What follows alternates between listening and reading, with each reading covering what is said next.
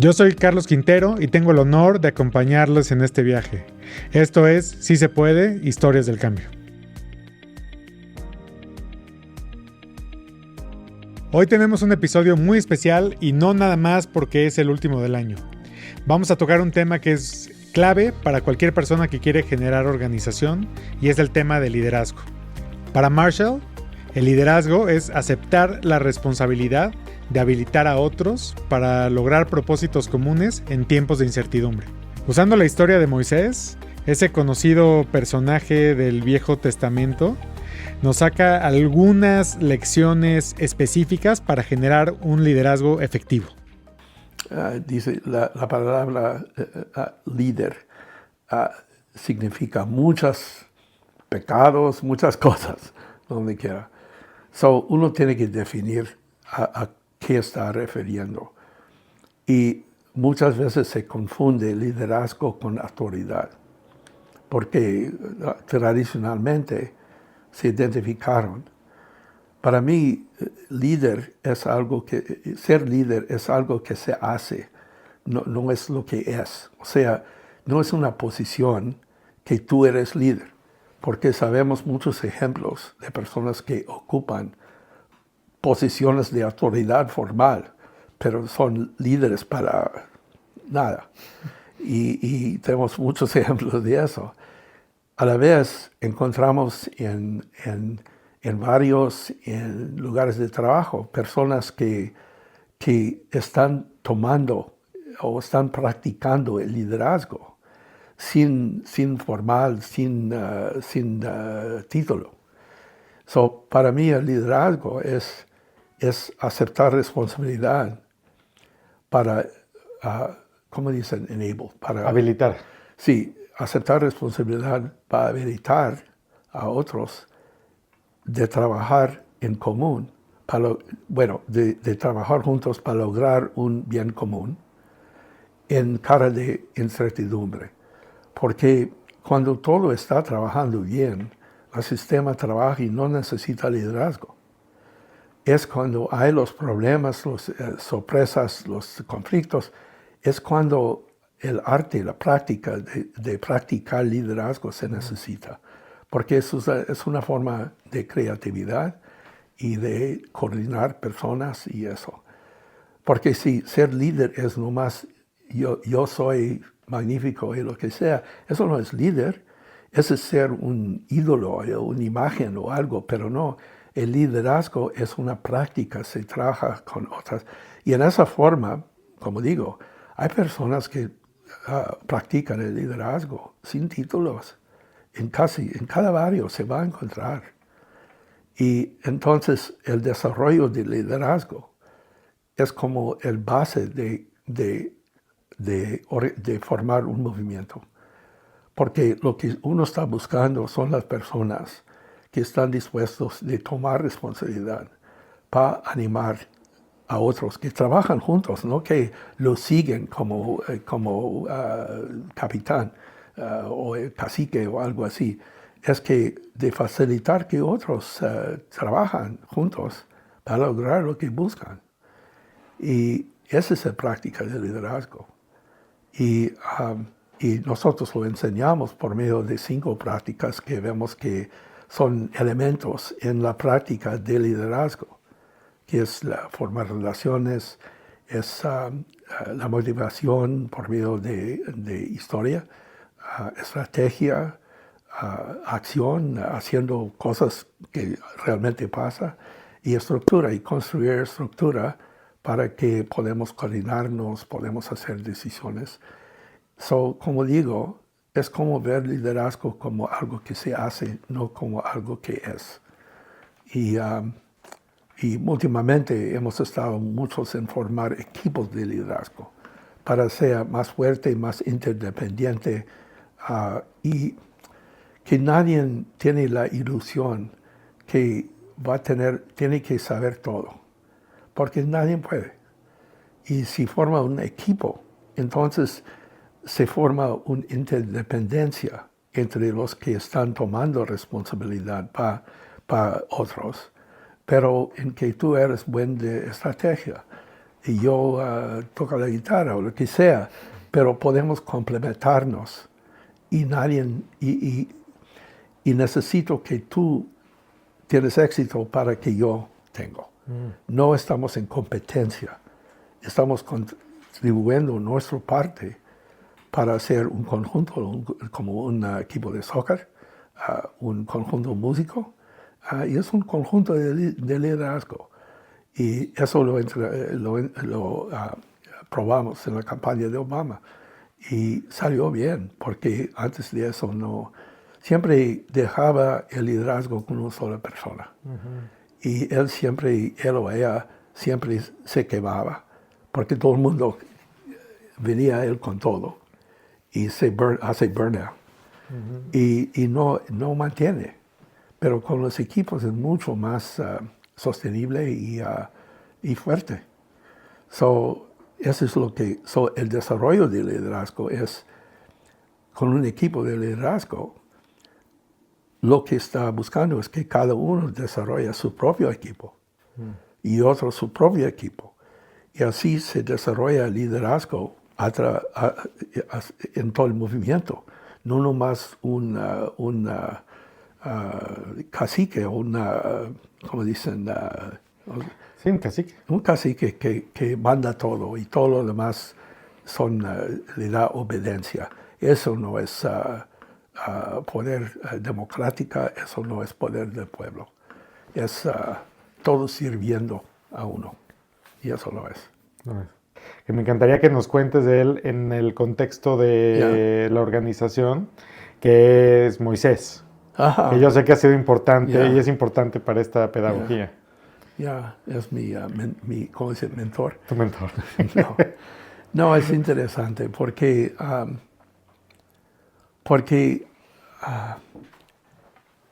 es un personaje muy interesante si lo ve. También entre los musulmanes, también Moisés, como dice Nebi Musa, también es muy, muy central a todo. Y lo primero es que era de los judíos, pero se crió en la casa, era de los oprimidos, pero se crió en la casa del opresor, o sea, el faraón. Tenía como esos dos elementos de su personaje. Identificación con los pobres, los sin poder, pero también el faraón era como su hermano.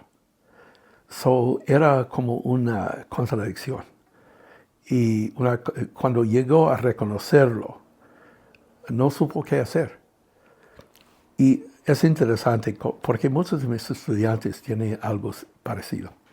Que viene de una familia, son los primeros de ir al colegio, se encuentra en un lugar donde son todos que tienen poder. ¿Quién soy? ¿Dónde me pongo? ¿A quién soy fiel? A él le tocó ver ¿cómo se dice? Slave master, no conozco. Un mayordomo, como un supervisor. Bueno, pero es más. El jefe de los esclavos. Lo vio golpeando a alguien.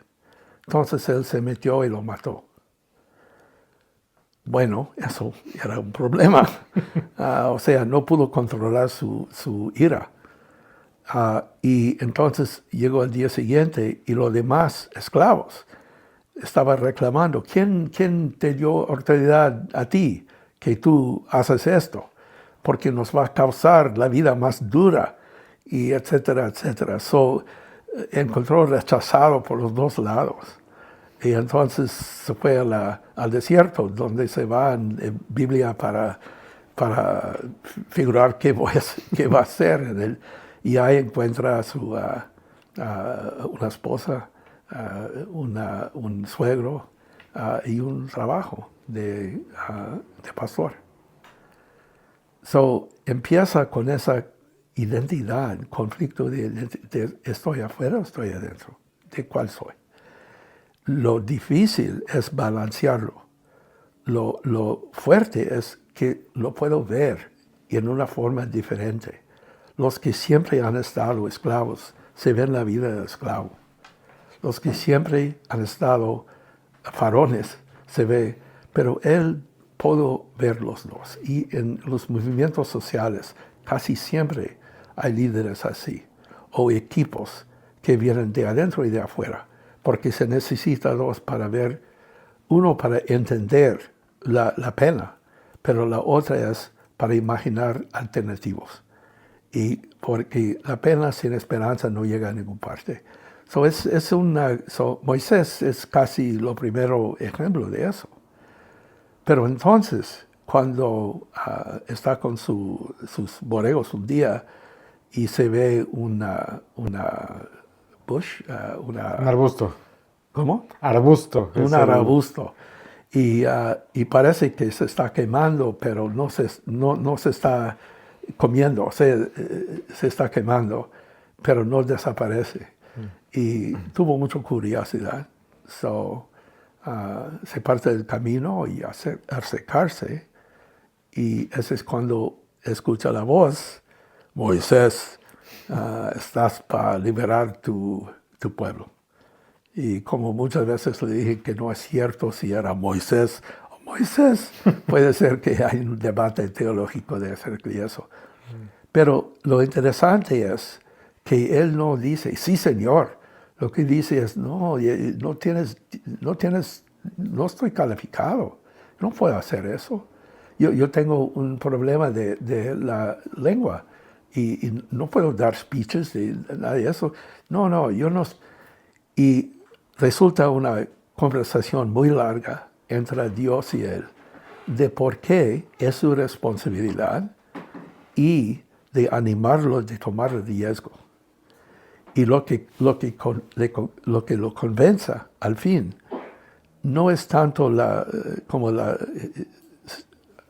staff. Sí, el báculo. Que se convierta en víbora, no es tanto. Es que la oferta de su hermano. Y es como que Moisés ha sido sin familia. Bueno, tuvo su nueva familia, pero sin familia, sin relación. ¿Y cómo iba a ir a esa gente que casi no lo conocía y ser líder? Y entonces cuando Dios le prometió la ayuda de su hermano y habló y también de su hermana, entonces le animó a, no es uno que dijo, no, yo soy primero. Tuvo que convencerlo de tomar la responsabilidad. Y eso es algo muy importante también para un modelo de liderazgo, que no es yo voy al frente porque yo soy todo. Moisés está hablando de lo que le falta. Y Dios tiene que animarlo de tomar el riesgo. Y entonces, cuando llega a Egipto para liberar el pueblo, tienen problemas. ¿Quién eres tú? Y eso tuvo que establecer su autenticidad con la gente. Y la gente estaba muy miedoso. Y entonces tuvo dos problemas. Uno era de convencer al faraón de dejarlos ir. Otro era de animar a la propia gente de creer que era posible de crear un futuro diferente. Y con sus averiguatas con faraón, quien lo conoció, que era como casi su hermano. Y faraón iba a ser y no iba a ser, pero entonces vienen las plagas, los 10 plagas, como le dicen que Dios mandó esas plagas para convencer a faraón. Yo creo es diferente. Las plagas eran para animar los esclavos, de ver que hay un poder más grande que lo de faraón. Y hay que identificar con ese poder. Y la última plaga era la muerte de primer nacido en cada casa.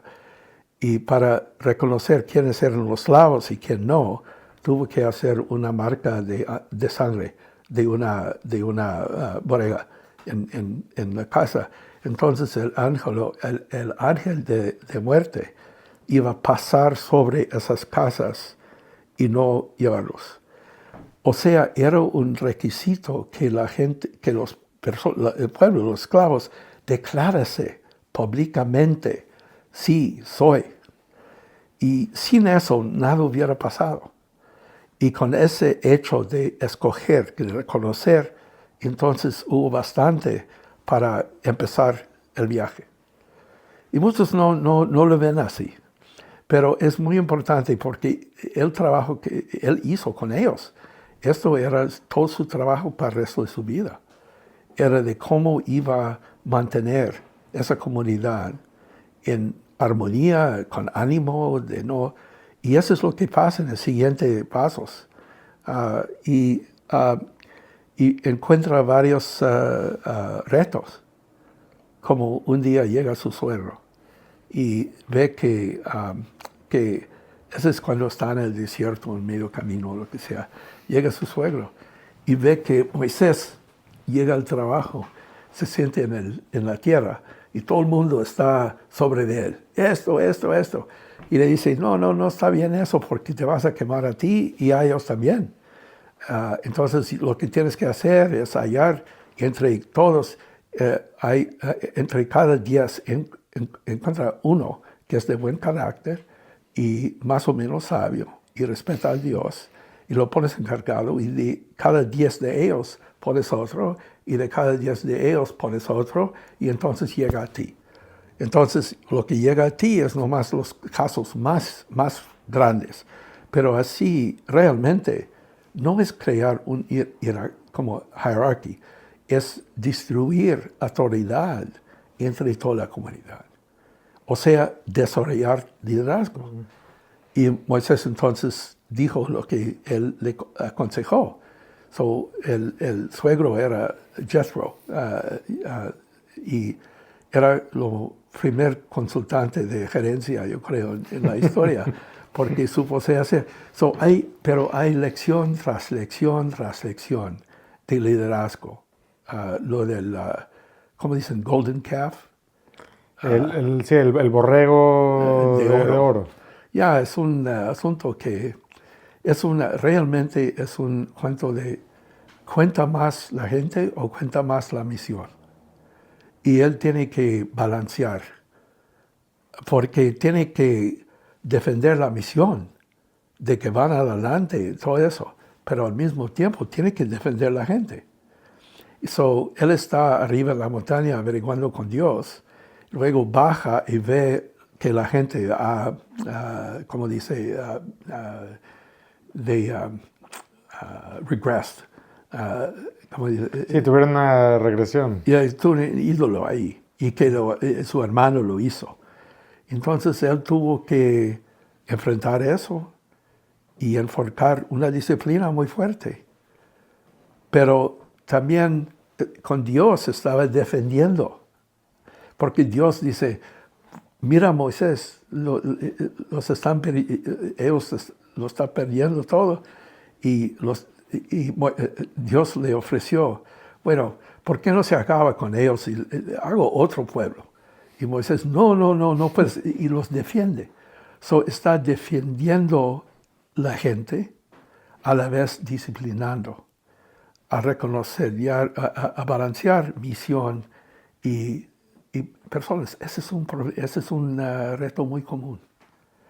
Y al fin, bueno, y hay otras historias de su coraje y todo. Al fin, él no llega a entrar la tierra prometida. Ese es algo muy importante también. Porque entonces reconoce que su papel era llevarlos hasta acá. Y Dios lo mostró, esta tierra al otro lado del río Jordán. Fui ahí para verlo en Jordania. Y dice, mira, eso puedes gozar, pero no vas a poder entrar. Y está enterrado, nadie sabe dónde. Era un líder, un organizador, un líder que encontró muchos retos, pero en cada reto hay una lección.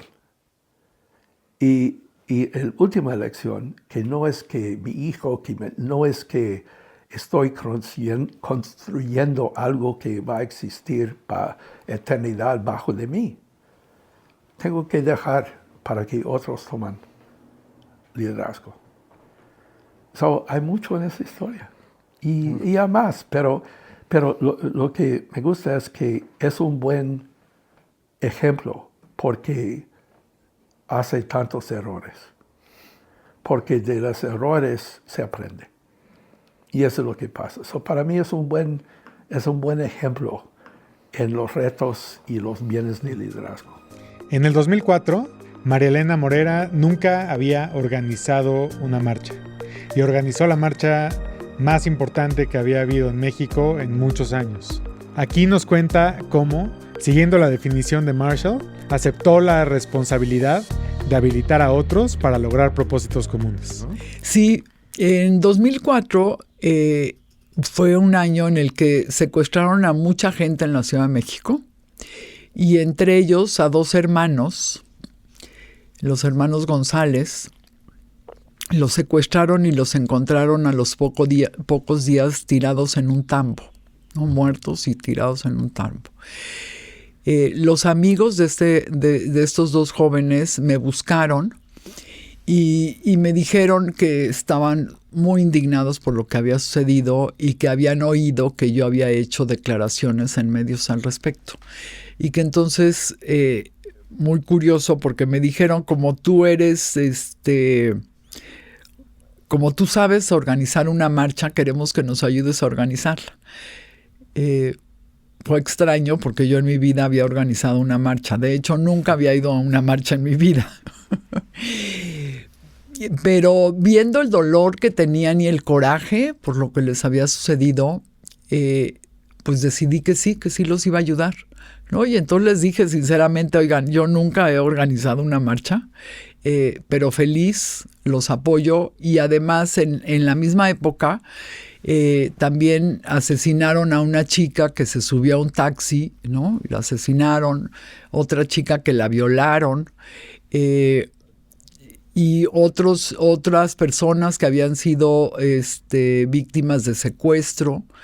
Y entonces dije, creo que sí podemos organizar algo porque la gente está indignada, está molesta y tiene miedo que le sigan sucediendo cosas así. Y fue por lo que pues dije, sí la voy a organizar. Inclusive me acuerdo que en ese momento algunos que formaban parte del Consejo de México Unido estaban completamente en contra de organizar una marcha, porque antes de que yo entrara habían organizado otras marchas y creo que en la última que habían organizado había ido muy poca gente, entonces decían que no veían sentido hacer una marcha. Inclusive te cuento que al primero que se lo dije, y no me acuerdo del nombre, a Lázaro Ríos de Reforma, y le dije, oye Lázaro, fíjate que quiero organizar una marcha y me gustaría que sacaras en tu espacio que vamos a hacer una marcha y que la marcha va a ser el 27 de junio, ¿no? Estamos hablando del 2004, y quiero que pongas que vamos a ir del Ángel de la Independencia al Zócalo. Y me acuerdo que todavía él me dijo, oye María Elena, creo que es muy arriesgado lo que quieres hacer. ¿Por qué no mejor vas del Ángel de la Independencia al Museo de Antropología? Entonces, si no hay mucha gente, de todas formas, entre los árboles, ¿no? Se va a ver mucho más gente. Y le dije, no. Le dije, yo creo que la indignación de la gente es enorme y creo que sí debe de ir del Ángel al Zócalo. Y entonces ya al día siguiente sacó él, en esos espacios que tienen los periódicos, no sé si como de premisas o rumores, sacó que María Elena Morera pensaba hacer una marcha de tal a tal lugar. Y de ahí pues ya se detonó el movimiento que hicimos en ese momento y muchísima gente se unió, no solamente víctimas, muchas pequeñas organizaciones. No había la cantidad de organizaciones que hubo en los años posteriores, sobre todo en temas de seguridad. Realmente pues, casi no había nada, pero se unieron grupos de vecinos, ¿no? Se unieron algunos empresarios y se unió muchísima gente que quería hacer algo y no sabía cómo hacerlo. Saúl, de una forma muy concisa, nos dio 3 claves de la organización. 1, que hay que dar la cara. 2, que hay que escuchar a tu gente. Y 3, nos da algunas claves sobre cómo desarrollar un liderazgo interno efectivo. Que cuando tú dejas de escuchar a tu gente, automáticamente dejas de ser parte de ellos. No puedes representar a alguien que no escuchas. O no puedes intentar decir, yo soy parte de. Por eso nosotros estamos en las calles, seguimos trabajando. Nosotros nos pueden encontrar, nos han intimidado, nos han amenazado por hacer lo que hacemos. Pero seguimos en las calles, porque no hay otro lugar a donde podamos ir. Uh-huh. Porque si me escondo, ¿qué van a decir mis compañeros? Ay, no, pues este movimiento, ¿qué? ¿No? Obviamente que recurrimos a las autoridades y todo, y lo que ellos nos digan, pues hacemos, pero si por nosotros fuera, los desobedeceríamos, ¿no? Y haríamos lo que se nos diera la gana. ¿Y qué tal los liderazgos internos? O sea, gente dentro del movimiento. ¿Te has enfocado en desarrollar otras personas que pueden apoyar al grupo? Claro. Sí. Claro, poco a poco irles, no quiero que se escuche mal, pero es poco a poco irles otorgando más responsabilidades a las que tienen cuando llegan, ¿no? Uh-huh. Ahorita como todo este movimiento es digital, entonces, pues primero la administración de los grupos de WhatsApp, ¿no? Así de agrega gente, checa quién es y checa que no metes gente indeseable. Después ir participando en reuniones con las propias plataformas para que tú des tus puntos de vista. Después irnos a reuniones ya más grandes quizás con senadores, diputados, en donde tú, como parte del colectivo Ni un Repartidor Menos, vas a dar tus puntos de vista y lo que quieres que se mejore. Y en algunos momentos pues hay liderazgos tan poderosos pues, que han dado parte a nuevas opciones de las plataformas, ¿no? O sea, que un código de seguridad para que cuando entregas el pedido no digan que no lo entregaste. Que una foto porque así se demuestra que llegaste al punto y que entregaste el pedido.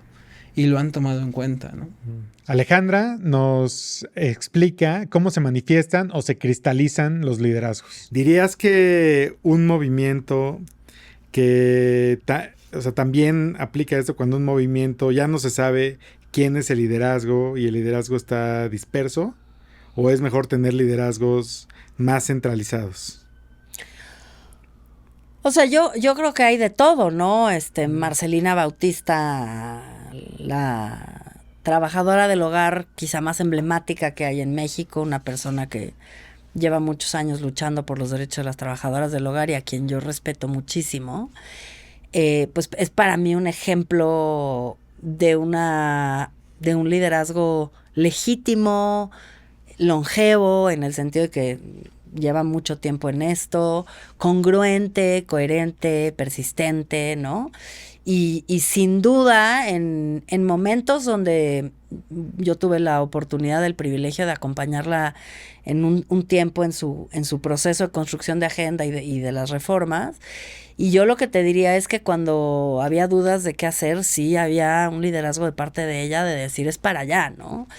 Entonces el liderazgo siempre es bueno, ¿no? En términos, pero los liderazgos también luego pueden ser impedimentos a la construcción de movimientos. Hay liderazgos que aglutinan, hay liderazgos que dividen, hay momentos donde un cierto liderazgo aglutina y luego divide, ¿no? Somos seres humanos imperfectos, complicados, ¿no? Por supuesto, un movimiento que depende de una persona, pues corre un riesgo muy grande. Pero también hay momentos en la historia en donde una persona ha sido capaz de cristalizar las aspiraciones de muchas, ¿no? A mí me ha tocado en los últimos años la enorme fortuna, por invitación del Hey Festival, de entrevistar a varios premios Nobel. Ya entrevisté a 4. Y ha sido muy interesante porque de cierta forma el premio Nobel es justo eso, ¿no? El reconocimiento a un liderazgo. Pero me estaba acordando ahorita de Tawakkol Karman, que es la madre de la revolución yemení. Yemen es un país tremendamente violento. Tienen creo que es el segundo país con más armas en el mundo después de Estados Unidos. Y ella es una mujer que debe tener mi edad, arriba de 40, que se sentó en una plaza de joven, y en la plaza enfrente del Palacio de Gobierno, y empezó a recibir gente y a decirles, ¿qué te pasa? No, pues es que mi hijo no lo atiende en el seguro, en el hospital. Pero ya fuiste, ya te quejaste. Primero ve y quéjate, y luego si no, aquí te armamos una pequeña protesta enfrente del Palacio de Gobierno. Y empezó, esto me lo contó ella en la entrevista, y empezó a generar masa crítica, y llegó un punto en donde cuando fue la primavera árabe, la nombraron a ella la madre de la revolución, ¿no? Ahora, ella es una mujer muy inteligente, y cuando yo le pregunté en la entrevista, Tawakkol, ¿qué papel vas a jugar hacia adelante?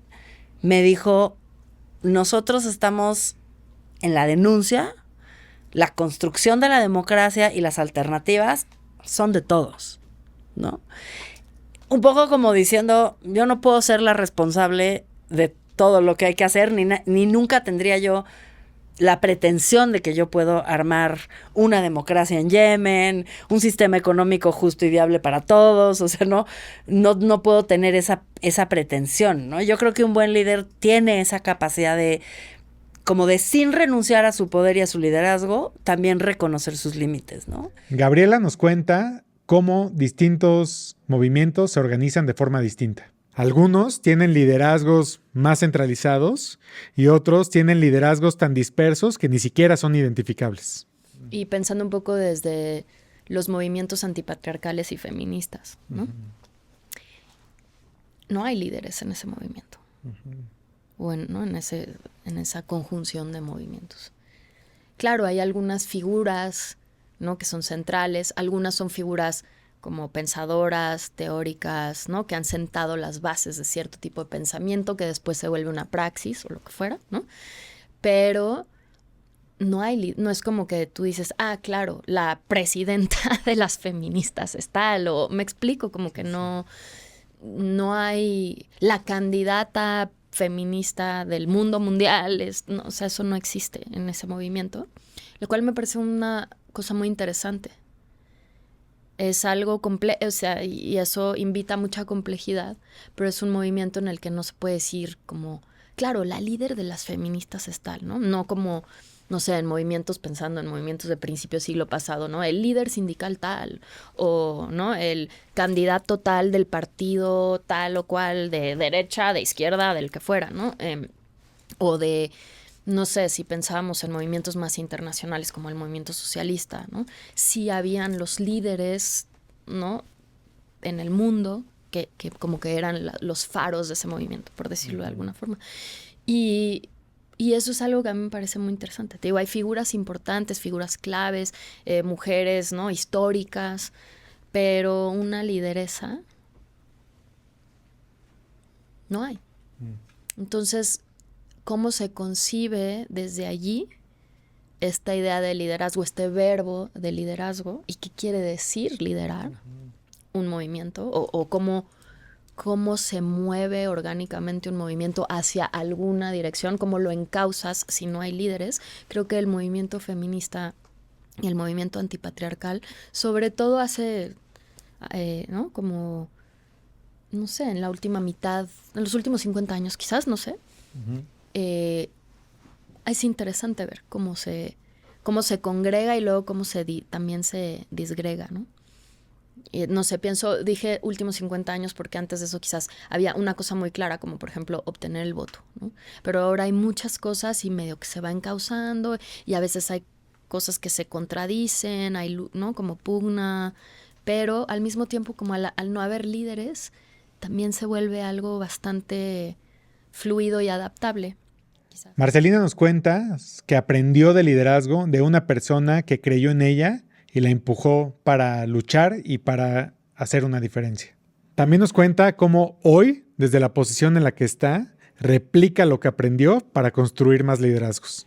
Y a los 17 fue que entraste a la iglesia. Sí. Sí, ahí estuve en la Juventud Obrera Cristiana. Un grupo de jóvenes que el párroco de la iglesia formaba para reflexión, para hablar de derechos. Entonces hablaban de derechos, pero no de mis derechos como trabajadora del hogar. Entonces yo me cuestionaba al padre, ¿no? Así de cómo ellos tienen derechos, ¿no? Porque yo no. Y entonces él me hablaba de movimiento de trabajadoras empleadas del hogar en Francia, cómo era ese movimiento allá, cómo se sumaba con los movimientos grandes sindicales, por ejemplo. Y entonces y me seguía cuestionando hasta que él me dijo, mira, no, yo no conozco las leyes de México, pero sí te puedo mandar a grupos que tú ahí sí te van a capacitar, ahí te van a decir, ¿no? Y entonces poco a poco me fui integrando a otros grupos, con otras mujeres, como Mary Goldsmith, no sé si la conoces, una antropóloga que ha hecho mucho estudio sobre trabajo en el hogar, ¿no? ¿Qué cosas haces tú para desarrollar otros liderazgos de trabajadoras? Primero descubro, porque sí es cierto que todas somos líderes, todos somos líderes, pero no sabes qué tipo de líderes puedes ser, ¿no? O sea, todas. O sea, viene alguien y te da un curso. Todos somos líderes, ¿eh? Desde que tu casa, desde esto, desde el otro, pero puedes maltratar, puedes esto, o sea, muchas cosas, ¿no? Y puedes tener el poder sobre otras personas y no hacerlos crecer, ¿no? Entonces no puedes decir que, bueno, pues el liderazgo, vengan porque todas somos líderes, o sea, traes a todas y una dice, pues sí, yo mando en mi casa, pero pues no puedo mandar acá porque pues, no sé organizar, no sé tomar decisiones o no sé por dónde ir, no sé qué son lo que tú hablas de estrategias y cuestiones así. Pero si yo tengo un grupo de 100 personas, de ese grupo voy a encontrar, no sé, 5. De esas 5 dices, pues ella habla muy bien, ella creo que aterriza bien, creo que ella no tiene miedo, creo que ella le va a entrar, creo que tiene posibilidades, creo que puede ser capaz de dejar cosas, ¿no? O de sacrificar cosas sin sentirse culpable, ¿no? Ay, dejé a mis hijos o ya me regañó el marido porque estoy todos los días acá, sino también que empiece a tomar conciencia de lo que puede hacer por ellas primero y después por los demás. Entonces de esas, pues una, ¿no? Una en la que se quedó contigo y dice, yo voy, Marce. Porque si yo hubiera sabido que existe esto, no me hubiera pasado. Alfonso nos cuenta una versión completamente distinta del liderazgo y sacando de las lecciones de los pueblos originarios, nos enseña cómo para ellos el liderazgo es construir comunidad y cómo se aplica en muchos de estos pueblos. El cómo entendamos lo que hacemos determina lo que podemos ver de lo que hacemos, ¿no?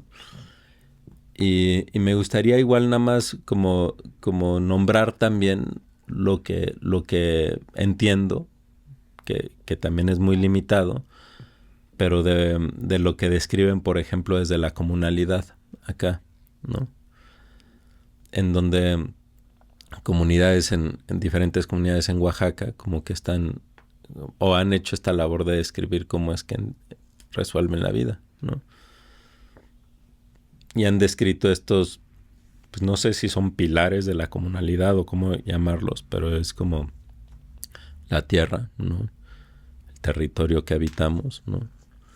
La asamblea, ¿no? El proceso organizativo, para resolver la vida, ¿no? El tequio, ¿no? El trabajo en común y la fiesta, ¿no? La celebración de lo que logramos, ¿no? Pero también como la reproducción de la utopía de lo que podemos ser como grupo o comunidad, que justifica todo lo otro, ¿no? Y procesos así, ¿no? Como comunales, ¿no? Pues hay todo un proceso en donde te haces ciudadano, ¿no? Y empiezan desde muy jovencitos a tener responsabilidades, ¿no? Y corredores, ¿no? Donde los mandan corriendo con un mensaje de un pueblo a otro, lo que fuera, o topiles como policías de la comunidad, ¿no? O encargados de la iglesia o la fiesta o diferentes responsabilidades que empiezan de a poquito, ¿no? Y según como vayas haciendo esas responsabilidades, ¿no? La comunidad te va poniendo más y más y más hasta que la responsabilidad mayor es obviamente la de ser presidente municipal, ¿no?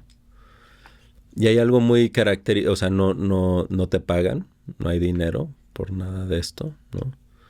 Aunque muchas de estas labores requieren mucho de tu tiempo, o todo tu tiempo, ¿no? Si eres presidente, pues no te puedes dedicar a nada más que eso, ¿no? Pero no te pagan con dinero, ¿no?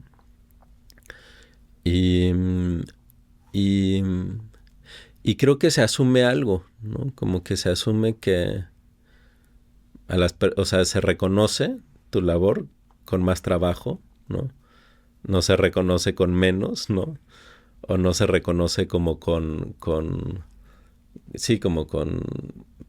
estatuas o cosas así, pues, ¿no? Sino con más trabajo, ¿no? Te honran con trabajo, pues. Uh-huh. Y se asume que todas las personas tenemos la habilidad de asumir más y más responsabilidad, ¿no? Que la responsabilidad es una relación particular con tu entorno, ¿no? Es poder responder por los efectos de lo que hacemos, ¿no? Y en ese sentido, como algo que a mí me llama mucho la atención y en donde creo que hay muchas respuestas, es como en los caminitos que siguen, ¿no? No están queriendo como formar líderes, ¿no? O no lo entienden así, sino están como haciendo comunidad, ¿no? Y para que exista una comunidad, pues se necesitan todas estas labores, ¿no? Viridiana pone el foco en algo que es muy importante, pero no siempre es muy visible. Las pequeñas historias y los pequeños casos de organización que hacen las grandes diferencias en el mundo. Ok, quiero hablar contigo de liderazgo. Uh-huh. Ok. En